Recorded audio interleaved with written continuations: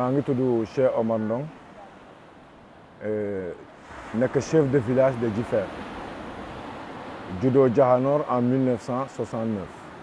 li may wax ci érosion côtière ak changement climatique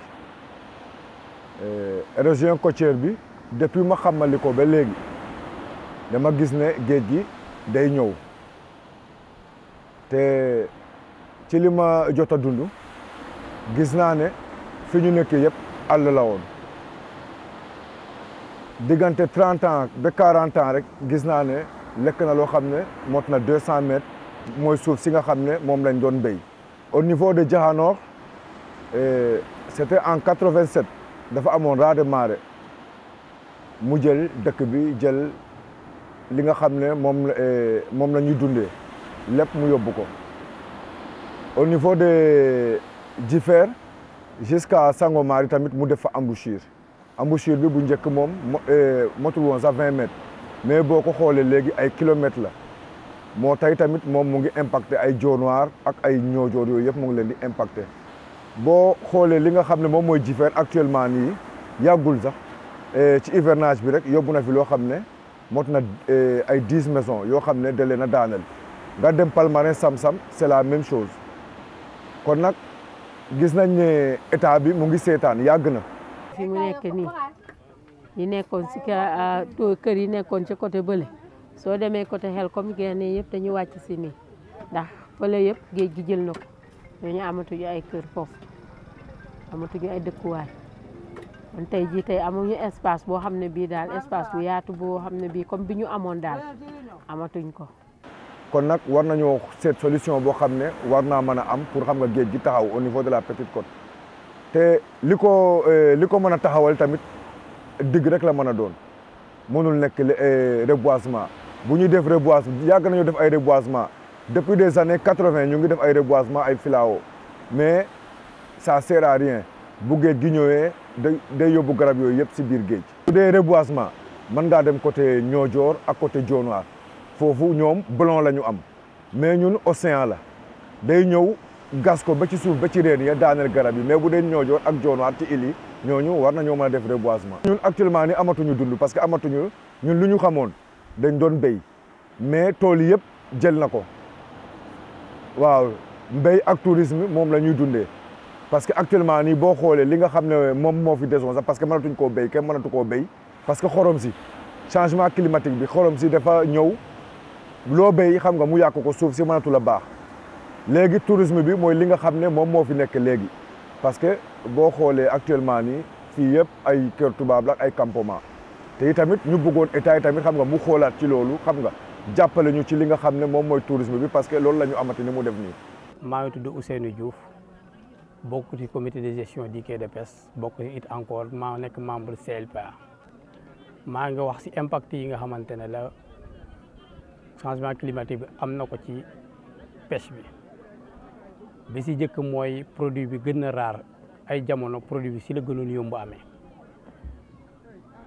tey jii jën bi nga xamante ne la mooy démersale côtière nga xamante ne mooy en général de ay sèche poulpe sol dafa gën a jafe fi mu toll autant daan nañ ci ay débarquement yom importance mais instant bii nii dafa xaw a wàññeeku lool.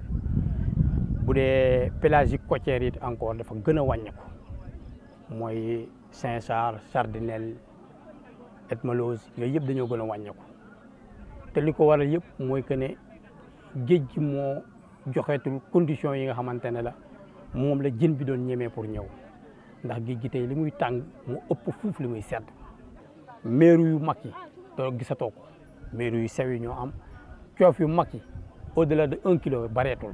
li ko gën a waral mooy que ni géej gi amatul laxukaay yoo xamante ne jën yi si la ñu war a laxu pour jur pratiquement yëpp ba tey toj nañ ko bu fekkente ne population yi dañ ko xaaj par 4 au moins 3 quarts yi activité maanaam mool bi mareyage ak transformatrice bi ñoo jël 3 quarts yi. ndax njënd mi tey jii tey da nga daan toog sa gaal ñëw wàcce jën wi jaay la ko direct mais fii mu nekk nii tey jii tey gaal gi bu teeree tey dina am keneen ku ko jënd. kooku ko jënd dina ko wàcceewaat jaayaat ko keneen kooku ñëw doog kaa jaay sa yow mii ku jigéen xam nga njënd moomu du mun a neex.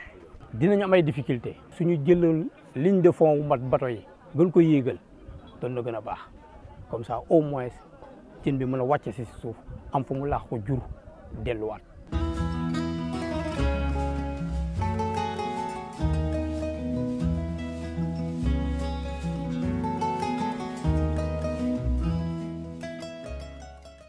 dañu tiit ci pétrole bi ñu dégg ne découvrir nañu ko au large de Sangomar ndax képp ko xam pétrole xam ne mënut a ànd ak jën parce que bu amee benn fuite bu ndaw rek dégâts écologiques lay indi. waaw Woodside it bi ñu fi ñëw jooy nañ leen ko wax leen ne leen ndax ñun bés bu fekkente ne da ngeen dem ba ngeen xamante ne seen li ngeen di def dafa am lu si ricc ci seen loxo dugg ci géej gi indil ñu jafe-jafe lan ngeen war a def pour jàppale ñu. ñoom ñu ne prépare nañu programme boo xamante ne si loolu la jëm maanaam bés bu defee noonu ñoom dinañu dédommager ñi fi nekk di liggéey mais wax dëgg bu ñu la ko waxee ak bu ñu la ko waxul suñu tiitaange la. loolu de am na pétrole bi moom dëgg la waaye ñun itam bañ ko déggee ba léegi sax dañ cee am tiitaange ndax tiitaange bi mooy jën wi tey jii tey ak pétrole bi tey mënuñoo laale. kon boobaa ñun suñ bopp itam suñu liggéey dina am problème. ñoom bi ñuy def seen exploration sismique bi ñuy def seen jëf li ñu doon def noonu si la ñu leen doon wax ne est-ce que li ngeen di def du dàq jën wi si géej gi ñoom ne woon nañ du si am impact mais boo xoolee ba tey jii ñuy wax ak yow nii amaguñu lu firndeel lool parce que at mi ñu ko fi defee ba léegi nii jën yokkoogu fi te lañ doon am amuñu ko est-ce que du nekkul ne loolu moo am impact. ñu doon liggéey tumbulaan da doon bëri fii ba tóoj boo xool nii yët ji mel si tóoj bi ñu ko raw la tumbulaan bi doon mel mais tumbulaan ci boppam pour nga gis ko rarement saaka bi gisatuñ ko fenn.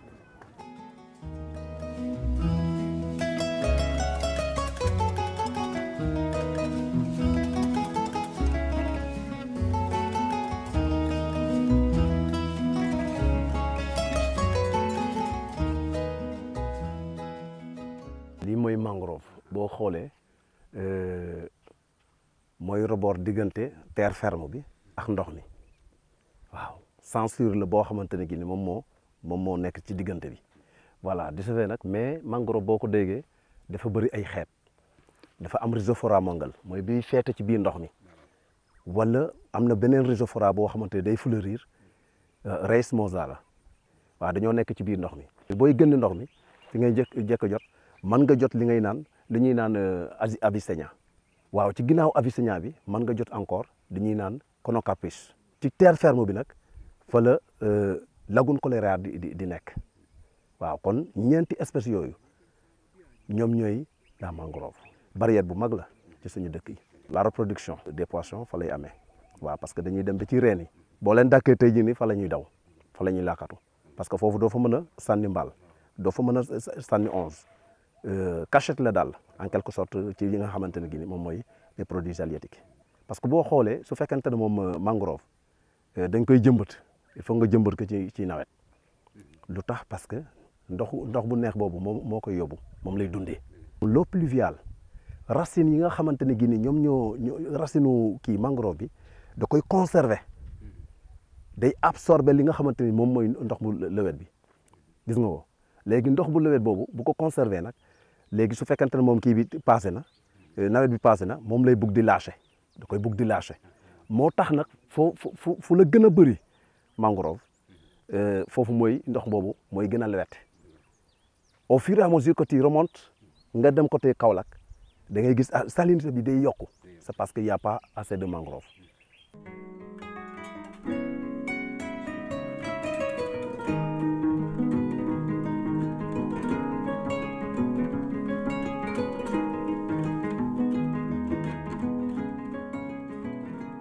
man la Ousmane Ndiaye Sarr dëkk fii Niodior waaw doon mool yàgg naa ci géej nag bu ma juddoo ba léegi def naa lamb bore tuuti rek mais ci géej laa juddoo man demoon naa sax ba xat yoon ci géej gi demoon naa Espagne def naa Tenerife dem naa 3 fois de problème mu géej gi parce que boo demee géej doo am dara day gën a métti rek chaque jour mu gën a métti ma xam ne lii mënatuma ko dundee ma ne xaaral ma jéem a jëngu dem bu ma demee Tenerife nag 1 mois 10 jours laa fa def ñu refoulé ma buñ ma ñëwee taal ma delluwaat sama métier mooy géej gi waaye ba léegi géej bi daal amul changement day gën a métti rek. état bi bu ñu jàppaloon defal ñu fii lu ñuy mun a liggéey wala géej mu ñu contrôle ñu ko bateau yi bàyyi géej gi comme fu ñu leen jaay dëggal fu ñu leen tere ñu bàyyi fa fu ñu leen yemal ñu yem fa kon ñu mbaal normal mais dañuy dem ba fu ñuy mbaal yëpp ñu koy mbaal léegi doo amati foo mbaal nooy def boo amee 2 jours 3 jours doo am loo yóbbu kër ga boo gisee gaal guy dem pour yow foofooy gën a gaaw nga jéem rek loolu moo ñu ci dugal.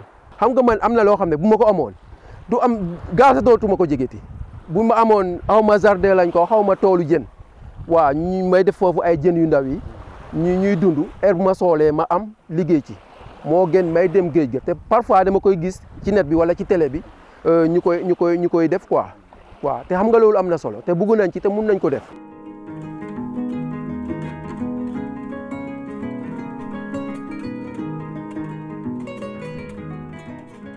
Moi, je m'appelle Mamadou Lamine Ndong, j'ai 67 ans. Je suis le chef de village de Dionewar. Dionewar est un village qui se situe dans l'arrondissement de Niodior, dans le département de Foundiougne et dans la région de Fatick. Et le changement climatique, c'est quelque chose que nous vivons quotidiennement. C'est l'érosion côtière, c'est l'augmentation du niveau de la mer, c'est les eaux qui nous envahissent jusque dans nos maisons. C'est comme ça que nous définissons les changements climatiques. Ce phénomène, nous le vivons depuis 1987. C'est en février 1987 qu'il y a eu cette rupture, la brèche de Giffert, donc qui nous a exposés maintenant à l'océan. Auparavant, nous étions dans le bras de mer Saloum.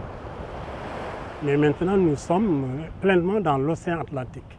Et ça a eu pour conséquence une érosion côtière qui, depuis 1987, nous a coûté à peu près 500 mètres de terrain.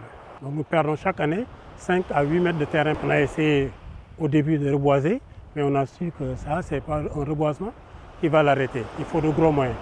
Nous avons alerté l'État qui malheureusement nous a dit son impossibilité d'intervenir faute de moyens. Ici, avant 1987, il y avait des paltuviers. Mais maintenant, avec le changement de l'écosystème, il n'y a plus de paltuviers. Il n'y a plus de poissons aussi. Parce que vous savez que nous, on n'a rien fait pour réchauffer la terre. Hein. Et pourtant, nous vivons les conséquences les plus dramatiques. Les grandes puissances qui ont réchauffé la terre. Changement climatique, je crois qu'il faut plutôt parler de justice climatique. On doit aller vers la justice climatique. Ici, la pêche ne va plus, donc il y a les régions côtières qui grignotent nos terrains. Donc la seule réponse que les jeunes ont par rapport à ce phénomène-là, c'est de partir et aller chercher ailleurs.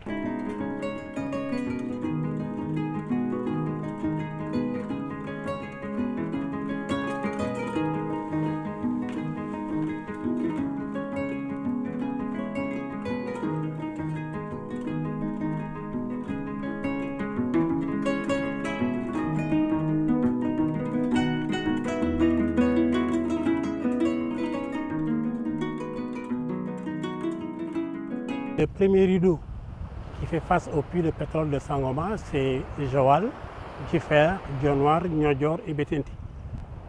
Et donc, il se trouve aussi que les puits de Sangomar sont de plein dans nos pêcheries. Si les pêcheurs n'arrivent plus à pêcher, si les pêcheurs on voit leur surface de pêche se diminuer, qu'est-ce que nous allons devenir? Alors que je ne crois pas qu'on ait prévu des compensations pour ça. D'ailleurs, nous, on ne sait même pas. Hein. Moi, au début, peut-être il y avait des missions qui étaient là. C'était tout simplement pour nous dire, voilà, maintenant, il y a des distances qui sont entre vos zones de pêche et les puits. Ils sont là, ils sont venus pour ça, mais pas pour nous expliquer exactement. Alors qu'on sait qu'il y aura des effets négatifs pour la pêche. Qu'est-ce qui est prévu maintenant? Les gens ne peuvent pas nier ce risque-là qui est là et pour nous et pour la faune marine. Donc c'est un risque réel qui est là. Qu'est-ce qu'on a prévu pour ça maintenant? On ne sait pas. Mais le risque est là. Actuellement, vous savez qu'on parle de Chinois, on parle même les Sénégalais, ils participent à la destruction de cette pêche-là parce qu'il n'y a plus de poissons. Puisqu'il n'y a plus de poissons, maintenant, les mailles 25, mailles 28 qui étaient interdites, les gens sont obligés de pêcher avec ces mailles-là pour avoir du poisson, pour l'industrie de la volaille. Donc, et c'est normal, Ils ne mangent plus.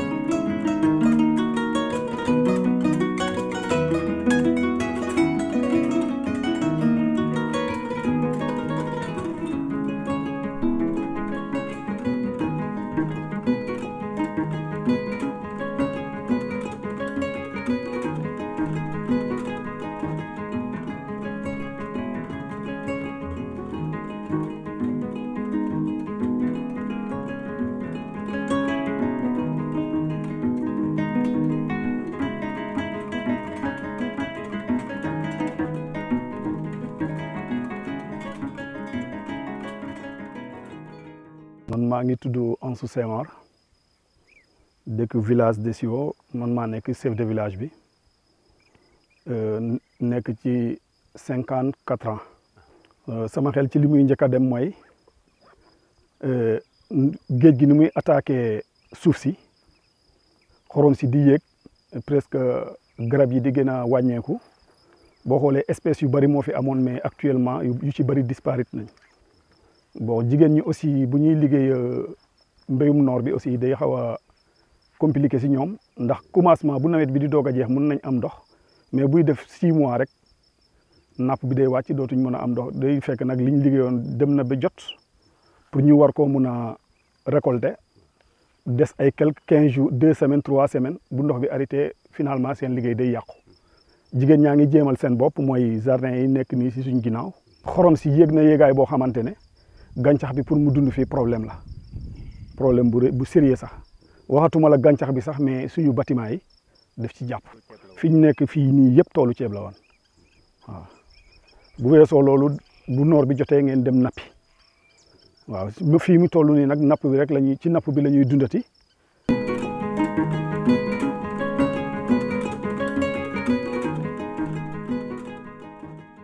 clandestine bi kay fii la gën a toj.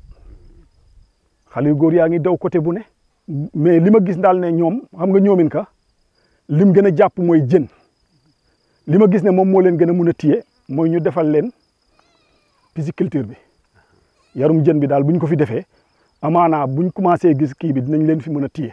géej gi nekkul ne amul jën mais dafa sonn nopp amul benn moment bu muy noppal bu fekkoon ne dañuy napp noor bi su nawetee ñëpp bàyyi géej gi dem béyi kon dinañ géej gi dina continuer nam nekkee woon boo xoolee fi mu nekk nii espèces yu bëri disparaître na te dañ toll si moment boo xamante ne nit ñi li ñuy gis mooy amu tey bi mais calculer tuñu ëllëg te nag li gën mooy ëllëg baax ndax ca ëllëg lañ jëm tombé doole di wàññeeku sa ëllëg lañ jëm tombé xale yi di màgg si war ñoo aw ki la war a aw nag bu amul lum la awoo day métti di nga dem ba di ko xeeb fekk moom du ci moom yow yaa yàq li mu waroon a dundee waaw.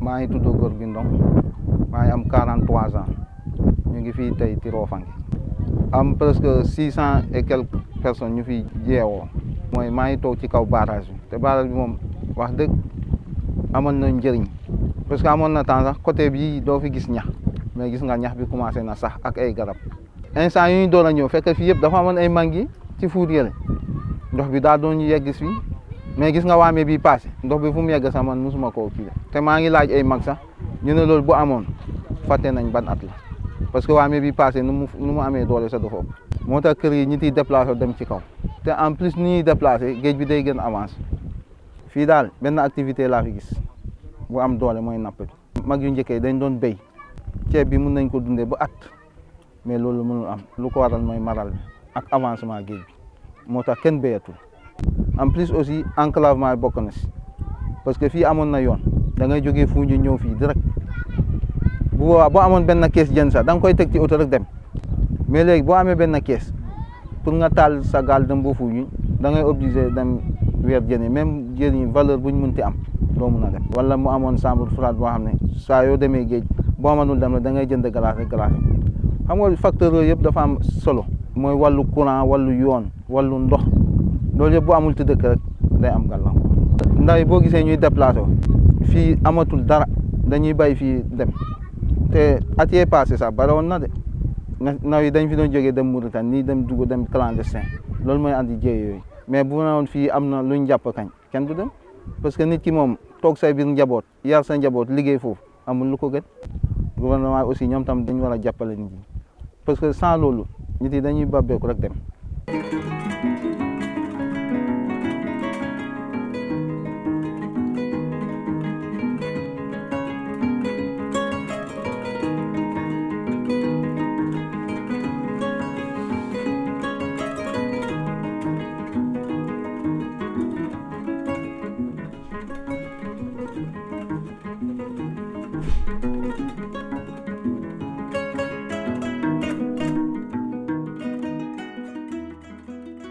ñun jigéen yi yëpp waa Bettenty yi fii jigéen yi ñun paañ la ñuy liggéey ak yoxos ak tuufa.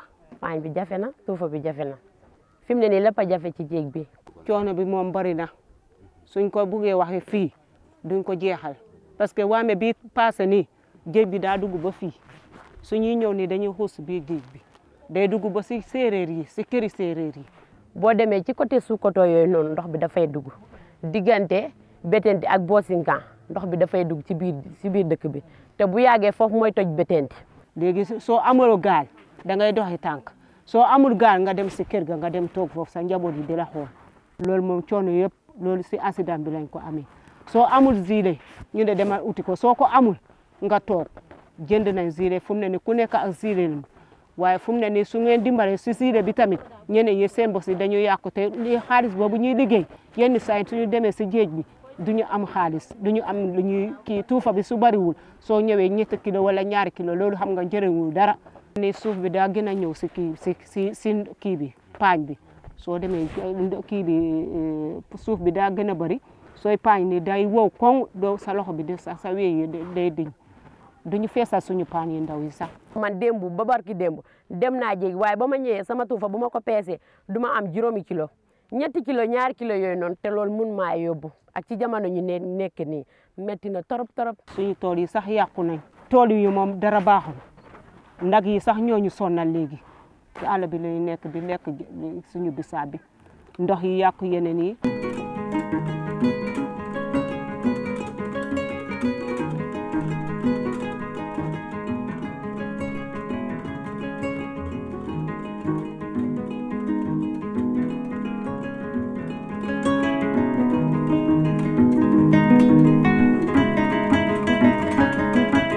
Moi, je m'appelle Sékou Mané, président de l'ASC Jadiel de Bettenty. J'ai 43 ans, je suis professeur des SVT au lycée mixte Maurice Delafosse de Dakar. Bettenty est une île des îles du Saloum, ou bien des îles Bettenty si vous voulez.